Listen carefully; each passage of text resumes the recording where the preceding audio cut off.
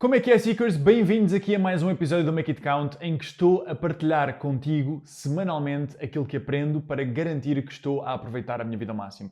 Nas últimas semanas abordámos livros como Start With Why, 168 horas, Internal Time e When, uma série de tópicos importantes, e neste episódio eu vou falar contigo sobre este livro, Peak Performance. Elevate Your Game, Avoid Burnout and Thrive with the New Science of Success. Neste episódio, basicamente, vou abordar contigo um tópico que para mim é muito querido, é muito importante nós falarmos disto enquanto sociedade, que é o excesso de trabalho com que a maioria de nós vive. A ansiedade, o stress acumulado, o burnout, o cansaço que a grande maioria das pessoas sofre por estar constantemente em excesso de trabalho, e nós precisamos urgentemente falar isto, e é por isso que vou dedicar este episódio inteiro a falar sobre este assunto. Bora lá!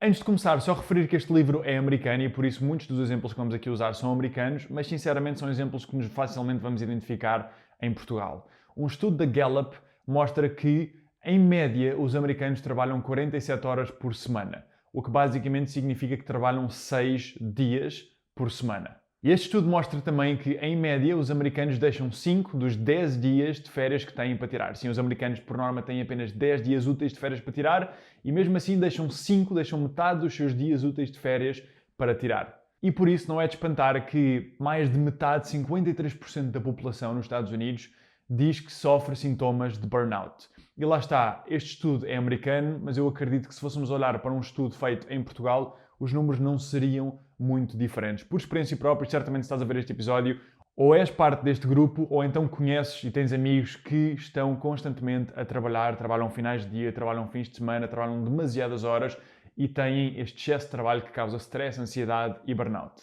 Então, mas de onde é que vem isto? Acho que é importante explorarmos isto primeiro. Porquê é que nós trabalhamos tanto enquanto sociedade? Aqui há um século atrás, os economistas da altura previram que, devido ao avanço tecnológico, o maior desafio da humanidade no século XXI seria perceber o que fazer com tanto tempo livre.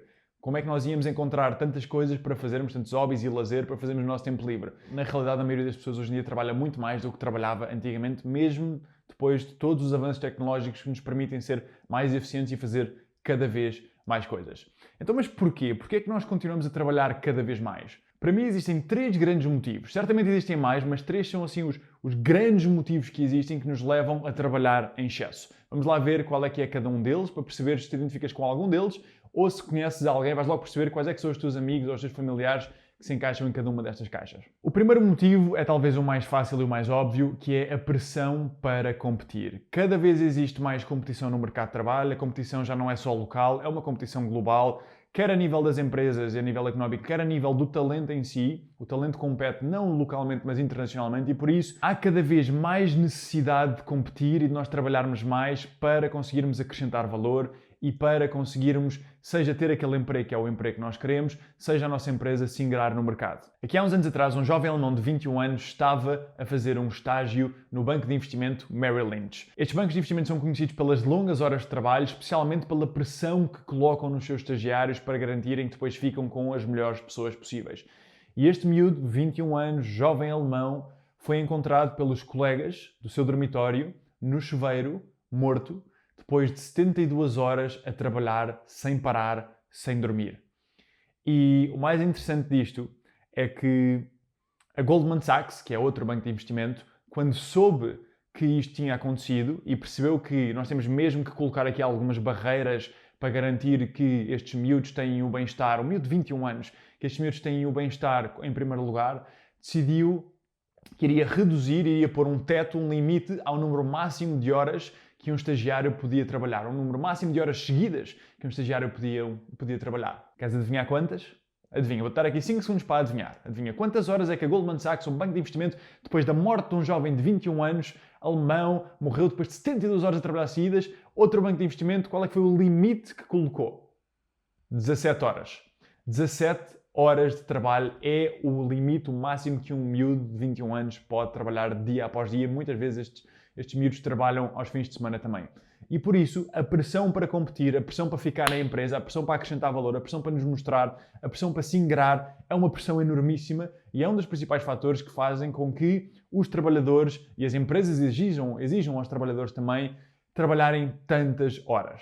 E por isso, se o primeiro motivo é a grande pressão que na economia, enquanto empresas e trabalhadores, sofremos, o segundo motivo é um motivo bastante diferente. Um segundo motivo pelo qual as pessoas trabalham em excesso é para compensar um vazio emocional. Ou seja, pode ser uma pessoa, por exemplo, eu estava no outro dia a conversar com um amigo meu que disse que agora em quarentena chega ao final do dia, está em casa, não tem ninguém em casa com quem conversar, o que é que ele vai fazer? Vai trabalhar. Porquê? Porque precisa de estímulo, não quer estar aborrecido, se calhar não quer lidar com alguns pensamentos, então vai trabalhar. E por isso, seja porque a pessoa não tem relações profundas e por isso quando chega ao fim de semana ou quando chega ao final do dia não tem outra coisa para fazer, vai trabalhar. Seja porque a própria autoestima da pessoa, a valorização pessoal que a pessoa tem está muito ligada ao trabalho, ou seja, sente-se especial e único quando o elogiam no trabalho, ou seja, a sua autoestima está muito ligada ao seu trabalho, aí também é um motivo pelo qual existe esse excesso de trabalho, por insegurança pessoal.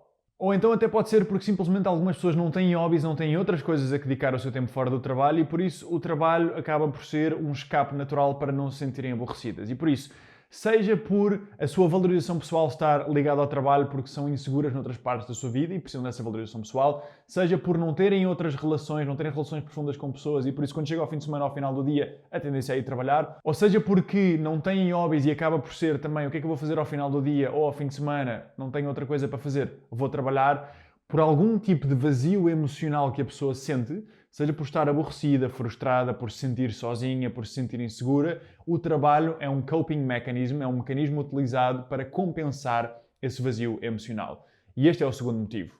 Se a pressão e a competição é o primeiro motivo, se a insegurança, o vazio emocional, a solidão é o segundo motivo, o terceiro motivo é um motivo também diferente, que é simplesmente existem pessoas que adoram e são apaixonadas pelo seu trabalho. Existem algumas pessoas que adoram tanto aquilo que fazem, são tão apaixonadas pela sua arte, estão a servir um propósito mais nobre e por isso aquilo que acaba por acontecer é que investem lá o seu tempo porque é a sua principal fonte de recompensa. É aí que se sentem mesmo preenchidos. É aí que sentem que estão a acrescentar valor. É aí que sentem que estão a crescer. É aí que sentem que estão a usar os seus dons e que estão a impactar outras pessoas. E por isso, seja por um destes três motivos, a grande maioria das pessoas tem excesso de trabalho, ou porque de facto precisa mesmo trabalhar porque há imensa competição, há imenso trabalho que temos que fazer acontecer, ou porque, mesmo que isso não aconteça, eu chego a casa, não tenho vida para além do trabalho, eu tenho inseguranças e por isso vou trabalhar, ou então porque simplesmente eu adoro aquilo que faço e trabalho em excesso. E este último tópico, algumas pessoas mascaram o seu excesso de trabalho como pois, mas eu adoro mesmo aquilo que faço, a mim não me custa nada trabalhar aos fins de semana, a mim não me custa nada trabalhar ao final do dia. Claro que não custa, mas se isso é bom, não é. E é neste terceiro motivo que eu pessoalmente me incluo. Por gostar tanto de trabalhar, por ser tão apaixonado pelo meu trabalho, querer criar, pensar em estratégias, fazer acontecer, impactar pessoas. O motivo pelo qual eu tinha na minha vida um enorme excesso de trabalho, horas e horas sem fim, 16 horas por dia, trabalhar aos fins de semana, não tirar férias durante anos e anos e anos sem conta. O motivo pelo qual eu fazia isto pessoalmente, o meu motivo era este terceiro. Agora, se isso justifica o facto de eu o fazer de todo e teve consequências muito negativas em outras partes da minha vida, que já vou aqui abordar contigo e certamente vais identificar com algumas. Mas antes disso, queria apenas fazer aqui um enquadramento que eu acho que é fundamental, que é nós somos viciados em trabalho. Enquanto sociedade, nós somos viciados em trabalho. Nem toda a gente é, mas muita gente é viciada no seu trabalho. E eu não uso aqui a expressão viciada como uma metáfora. Eu uso a expressão viciado mesmo no sentido literal da palavra. Não é, obviamente, um vício tão severo como toxicodependência, alcoolismo, tabagismo. Contudo, é um vício moderado, mas é na mesma um vício. Nós temos um conjunto de necessidades nossas que são preenchidas pelo trabalho e a partir do momento em que esse trabalho é em excesso, nós utilizamos esse trabalho para compensar certas coisas na nossa vida. E por isso, enquanto sociedade, nós somos, a grande maioria de nós, viciados no nosso trabalho. E por isso, muitos de nós somos viciados no nosso trabalho. Este vício é algo que, por um lado, traz alguns benefícios na nossa vida, como qualquer vício, certo? Qualquer toxicodependente, qualquer pessoa que seja alcoólica, qualquer pessoa que fume cigarros num curto espaço de tempo tem algum prazer, ou seja, existe algum benefício no momento, mas depois a médio e longo prazo os efeitos negativos são enormíssimos, são destruidores de outras áreas da nossa vida. Excesso de trabalho não é diferente. Excesso de trabalho é algo que causa efeitos devastadores na nossa vida, que já vou falar a seguir. Há aqui uma coisa importante de referir que é porque é que não se fala ou não se olha para excesso de trabalho como se olha para a toxicodependência ou como se olha para o alcoolismo ou como se olha para o tabagismo. Enquanto sociedade, nós olhamos para a toxicodependência, para o alcoolismo ou para o tabagismo como algo de negativo, como algo que, obviamente, a pessoa não quer estar naquela situação e quer sair, mas é difícil, mas é algo que nós consideramos como negativo, é algo que nós achamos que não deve idealmente existir na nossa vida. O excesso de trabalho é uma coisa diferente, certo? Sermos workaholics é algo diferente. Sermos workaholics não só não é algo que a sociedade olha de lado, não só não é algo que nós não queremos ter, como é algo que é valorizado pela sociedade. A sociedade em que nós vivemos valoriza muito aquilo que é chamado de hustle culture. Esta cultura de trabalhar que nem um louco, esta cultura de trabalhar enquanto os outros dormem. Se nós queremos ser bem-sucedidos, vamos trabalhar mais do que todos os outros, vamos acordar mais cedo que os outros, vamos começar a trabalhar antes dos outros começarem a trabalhar e vamos deixar de trabalhar depois dos outros deixarem de trabalhar. E é assim que nós vamos ser bem-sucedidos. Eu já acreditei nisto na minha vida e trouxe-me consequências catastróficas e por isso é fundamental nós começarmos, enquanto sociedade, a olharmos para as coisas de forma diferente, a perceber que excesso de trabalho é algo que, como outras adições, a curto prazo traz algumas recompensas, nós estamos a acrescentar valor, sentimos-nos preenchidos, sentimos que estamos a crescer, sentimos que estamos de facto a conseguir ter a posição que nós queremos, contudo, a médio e longo prazo destrói outras coisas valiosíssimas na nossa vida e a grande maioria das pessoas, basta falares com alguma delas, já falei certamente com muitas, a grande maioria das pessoas que chega a um estágio na sua vida em que tem a posição que quer e o salário que quer e acabou por destruir o seu bem-estar e as suas relações, aquilo que mais se arrepende é de ter trabalhado demasiadas horas. Porque na realidade não é necessário nós trabalharmos tantas horas para termos o sucesso que queremos na nossa vida profissional. E isto é algo que já vamos falar mais à frente. Quais é que são assim as grandes consequências negativas na nossa vida? Falo de experiência pessoal aqui. Eu já fui viciado em trabalho, hoje em dia já não sou. Como qualquer pessoa que tenha sido viciada em alguma coisa, o risco de recaída é grande. E por isso, se não existirem mecanismos de controle na minha vida, eu sei que a minha natureza vai tender a ir para lá, no meu caso, porque adoro aquilo que faço e quero impactar vidas e quero fazer aquilo que me apaixona. Isso não é positivo. A primeira coisa que na minha vida claramente começou a quebrar pelo excesso de trabalho, em que comecei a minha primeira empresa aos 20 anos, trabalhava horas sem fim, não tirei férias no primeiro ano, não tirava fins de semana, trabalhava praticamente todos os dias, acordava de manhã, ia trabalhar e trabalhava até à noite, ficava no escritório, depois de toda a gente sair, jantava muitas vezes no escritório sozinho, a trabalhar. E isto para mim revelou-se no meu bem-estar, foi a primeira coisa. Um miúdo de 20 anos, com uma enorme pressão a trabalhar imenso, aquilo que começou a acontecer na minha vida foi, dei por mim, durante o dia, a sentir-me tenso, ansioso, estressado. Eu nem fazia ideia o que era a ansiedade na altura, mas às vezes dava por mim a ter quase que ataques de ansiedade. Estava no banho ou então estava no final de uma reunião e dava por mim com o corpo quase a começar a tremer, sentia o sangue a vir à cabeça, sentia a minha respiração a mudar por completo, os pensamentos a entrarem em loop, sem saber aquilo que havia de acontecer, sentia-me tenso e esta tensão depois passava para ansiedade social, tinha quase que receio de estar com outras pessoas e o meu trabalho na altura era estar com outras pessoas a toda hora e por isso dava por mim ansioso, tenso, estressado, perdi a capacidade de sorrir, perdi a capacidade de ser brincalhão, de ser mais espontâneo, de ser divertido e dei por mim a ficar tão tenso, tão estressado, que isto começou a afetar severamente a minha vida. Lembro-me perfeitamente de, às vezes de manhã acordava e acordava cedo, porque supostamente as pessoas bem-sucedidas acordam muito cedo, então acordava às 6 da manhã, ia para o banho, estava a tomar banho e sentia-me tão tenso e tão ansioso, quase com medo de ir estar com outras pessoas durante o dia, porque tinha medo que elas reparassem na minha ansiedade, ou seja, era quase como o dobro da ansiedade. Eu estava ansioso por estar ansioso e depois tinha ansiedade por achar que os outros iam ver a minha ansiedade. Era horrível. Foi horrível mesmo. Hoje em dia, felizmente, já não sofro disso, porque tenho um conjunto de mecanismos que vou abordar mais à frente. Contudo, isto começou a revelar-se na minha ansiedade mental, muita ansiedade mental. Agora, como a nossa mente e o nosso corpo estão profundamente ligados, isto começou a revelar-se também no meu bem-estar físico. Ou seja, aquilo que acontecia era que eu ia 6 a 8 semanas a trabalhar sem parar, fins de semana, horas e horas sem conta, trabalhar, finais do dia, que aquilo que acontecia era que estava tão cansado, tão exausto, tão ansioso, que o meu próprio corpo desligava. Ou seja, ficava doente. O meu próprio corpo punha-me doente, ficava em casa uma semana doente, com sintomas de gripe, mas não era gripe, era o meu corpo simplesmente exausto, completamente burned out, aliás, não me pedia, obrigava-me a descansar para ter que recuperar. E era isso que eu fazia. Ou seja, aquilo que eu faria era recuperava uma semana, punha-me ok, a ansiedade diminuía, o stress diminuía, a pressão diminuía, sentia-me com mais energia e voltava ali a exercer a minha motivação para todos os dias estar a acordar cedo, a trabalhar horas e horas, 12, 14, 16 horas, fins de semana, não tirar férias, e isto estourou-me, e estourou-me, e estourou-me. E sinceramente, hoje em dia olho para trás e às vezes perguntam-me, Fred, mas tu não achas que isso foi necessário para tu construires uma empresa que eventualmente eu era um miúdo de 22 anos a faturar meio milhão de euros e construir uma série de outras coisas giras? Não achas que isso foi necessário para chegares onde chegaste? E eu penso, não, de todo. 1 hora de trabalho de manhã vale por 2 à tarde, vale por 3 à noite. Não é por trabalharmos mais horas que nós estamos a ser mais produtivos. Não é por trabalharmos mais horas que nós estamos a trabalhar no duro. Eu acredito em trabalhar no duro, eu acredito em dar tudo, acredito nisso na mesma. Contudo, dar tudo e trabalhar no duro não é a mesma coisa que trabalhar aos fins de semana, trabalhar às férias e trabalhar à noite. De todo. Dar tudo não tem nada a ver com isso, por muito que seja isso que tenha sido condicionado pela nossa cultura de hustle, de trabalhar no duro. Não é isso que trabalhar no duro, pelo menos para mim, significa, e já te vou explicar isto mais à frente.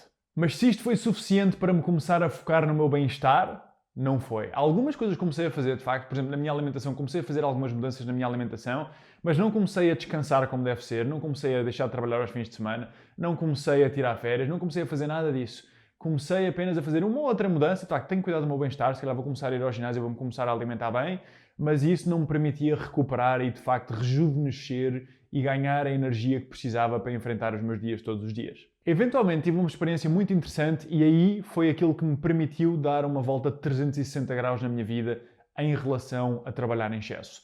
Estava numa experiência, fui a um seminário nas Fiji e basicamente era numa ilha em que nós tínhamos que ir num avião apenas com 12 lugares e tínhamos um seminário em que estavam uma série de pessoas muito mais bem-sucedidas que eu de, sei lá, dezenas de países à volta do mundo. E no último dia, eu acabei por marcar o bilhete para um dia mais tarde sem saber e por isso das cerca de 150, 200 pessoas que estavam lá, acabaram por ficar apenas 15, 20 pessoas no último dia, em que supostamente já não era um dia de seminário e que eu acabei por ficar lá um dia mais tarde. E uma dessas pessoas era um americano nos seus 55 anos, multimilionário, super bem-sucedido nos Estados Unidos, em que tinha uma empresa com centenas de colaboradores, uma pessoa mesmo mega bem-sucedidos. No Living the American Dream, completamente. E estávamos a falar, eu estava-lhe a falar sobre isto, estava-lhe a falar de que, de facto, eu andava muito cansado e andava ansioso e que isso possivelmente prejudicava também às vezes a minha relação íntima e não estava tanto tempo com os meus amigos e com a minha família que gostaria. E eu andava a falar sobre isto com ele. E ele falava-me sobre as coisas que estava a experimentar, de que estava a experimentar meditar e tinha feito esta mudança e tinha feito aquela. Mas eventualmente nós acabámos por criar uma conexão mais profunda e a voltarmos depois para o aeroporto principal das Fiji, neste avião de 12 lugares, onde depois cada um ia, ele ia para os Estados Unidos e eu ia voltar a Portugal. Depois quando chegámos lá, estávamos praticamente só os dois e fomos os dois tomar um pequeno almoço. E neste pequeno almoço eu continuei a falar sobre este assunto porque eu ainda não tinha feito aquela transformação. Sabes, quando tu sabes que uma coisa é mesmo importante, mas ainda não deste aquele danoninho que é necessário para fazer uma mudança completa. Faltava-me isso. E ele vira-se para mim e diz-me, olha Fred, já que tu estás nessa situação, eu vou partilhar aqui uma história que partilho com muito poucas pessoas, é uma história íntima, mas vou partilhar contigo porque isto foi algo que mudou a minha vida e espero que mude a tua também. Então ele contou-me basicamente que aqui há umas décadas atrás ele conheceu uma mulher extraordinária, lindíssima, uma pessoa fantástica, com a qual começou a namorar e eventualmente casou e teve filhos. E ele disse-me, Fred, não tens noção, nós tínhamos uma relação incrível, nós íamos de férias com os nossos filhos, nós tínhamos uma relação espetacular, tínhamos aquele tipo de relação em que os nossos amigos nos perguntavam como é que nós éramos tão felizes, como é que nós tínhamos uma relação tão boa. E passado décadas de casamento e décadas em que estávamos a criar estas crianças em conjunto e décadas de aventuras e de experiências, eventualmente descobri que a minha mulher me andava a trair. E para mim foi um choque completo, porque nós tínhamos uma relação tão boa, nós tínhamos uma relação incrível, os nossos amigos queriam modelar a nossa relação e ela estava-me a trair e já me traía há algum tempo. E eu não percebi, fiquei de rastos e fui-lhe perguntar porquê. E aquilo que acabei por perceber foi que ela gostava tanto de mim, que embora as suas necessidades não estivessem a ser preenchidas na totalidade, porque eu era viciado em trabalho, porque eu trabalhava a toda a hora, porque tinha esta empresa que queria criar e queria ser bem-sucedido, ela gostava tanto de mim que acabava por não me dizer que as suas necessidades não estavam a ser preenchidas. E por não me dizer que as suas necessidades não estavam a ser preenchidas, ela tinha que preencher as necessidades em algum lado e acabou por ir fazer uma coisa que obviamente ela não gostou, mas teve que o fazer por ela.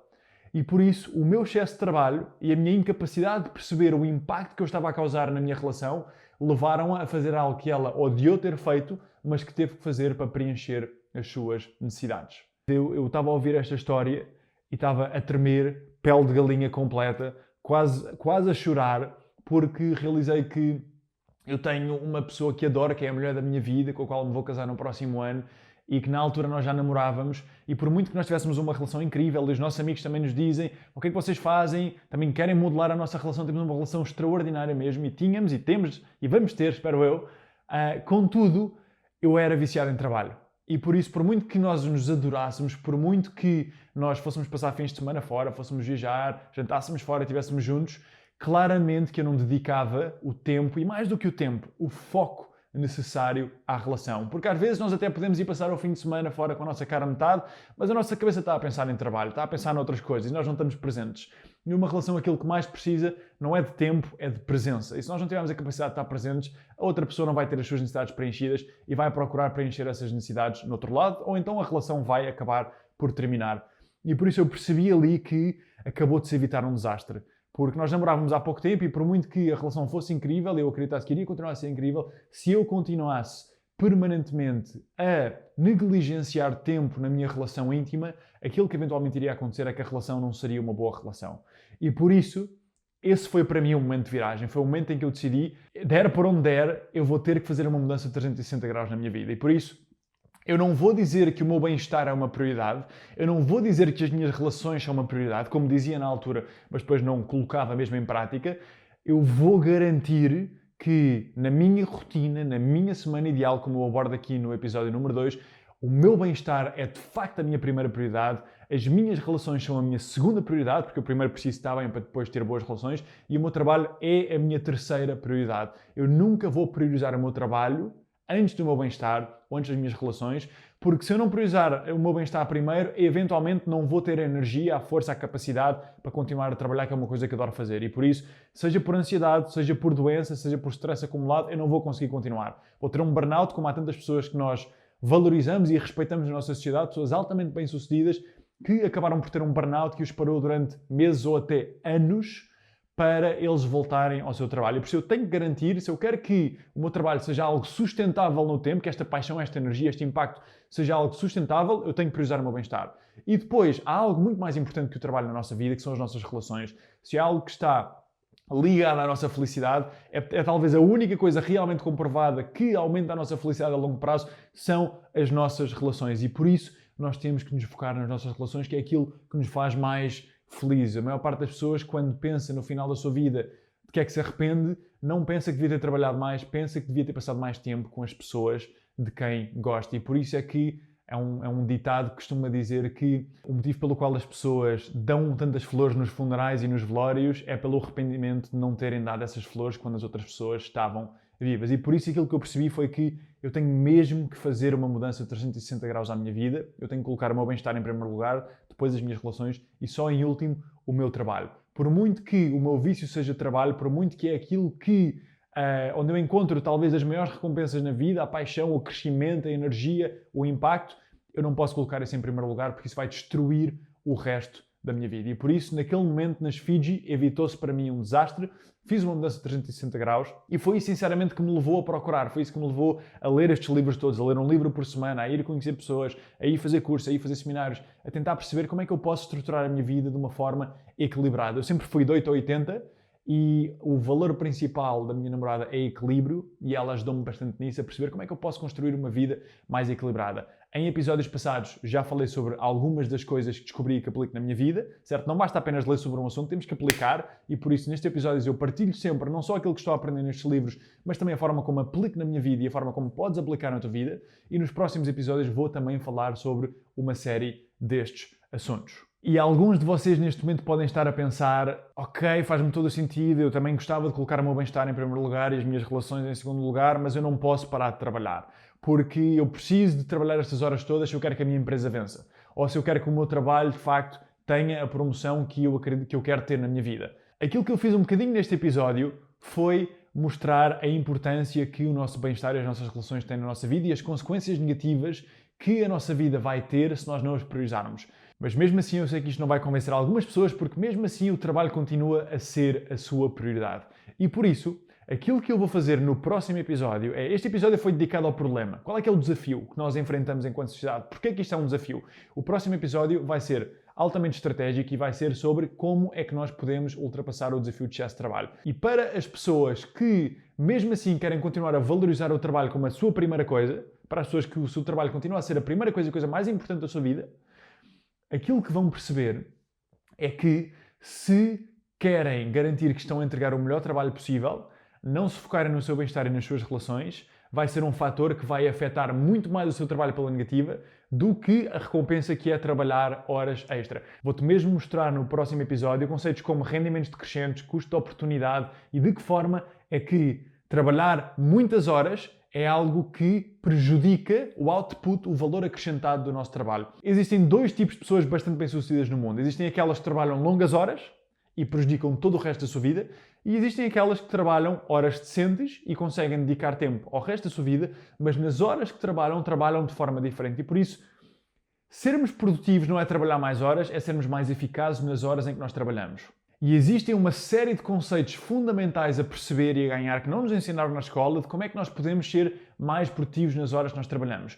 Desde como é que nós podemos dizer que não às distrações, desde como é que nós podemos trabalhar focada em deep work, desde como é que nós podemos estar a trabalhar em flow no nosso melhor estado emocional, porque o nosso estado emocional determina acima de tudo a nossa performance. Existe uma série de conceitos fundamentais que nós precisamos de dominar para garantir que ao trabalharmos menos horas, não vamos acrescentar menos valor, nem vamos ter menos output. Nós vamos continuar na mesma ou até a acrescentar mais valor e até mais output, contudo, vamos fazê-lo ao sermos mais eficazes nas horas que trabalhamos, não ao trabalharmos mais horas. E grande parte disso é aquilo que vou falar já no próximo episódio, e há uma série de coisas que vou falar também nos próximos episódios. Vou dedicar cada episódio a um tópico em particular sobre este assunto. E é isto, espero que tenhas gostado deste episódio, espero que isto tenha acrescentado valor, espero que isto tenha feito uma mudança de mindset na tua vida, porque de facto eu já sofri bastante com isto e aquele momento nas Fiji foi um ponto de viragem enorme para mim.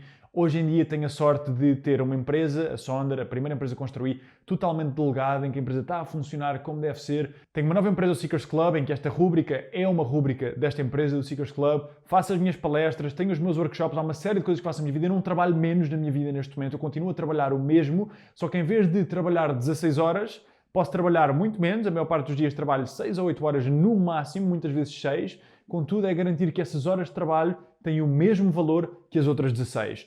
Se é possível, acredita que é. Foi uma grande mudança que eu fiz na minha vida. Eu todos os dias vou ao ginásio às 5 da tarde. Todos os dias estou ou a jantar com a minha namorada, ou estou a jantar com amigos, ou em conversas com outros amigos. Não trabalho um único fim de semana da minha vida, a não ser no momento das 6 às 7h30, que é uma rúbrica que nós temos no Seekers Club, é um programa que é a Seekers Alliance, em que fazemos sessões semanais. E por isso, eu não trabalho fins de semana, nunca trabalho ao final do dia, e mesmo assim consigo garantir que tenho 2 empresas a crescer, que tenho a minha marca pessoal a crescer também, e tudo isto pelo conceito de trabalharmos de forma eficaz é a base para sermos mais produtivos, não é trabalharmos mais horas. Vamos falar sobre isto em breve. Espero que tenhas gostado. Já sabes, próximo episódio a mais. Clica naquele botãozinho que te vai permitir ser notificado quando esta rúbrica surgir, um novo episódio. E até lá já sabes, make it count.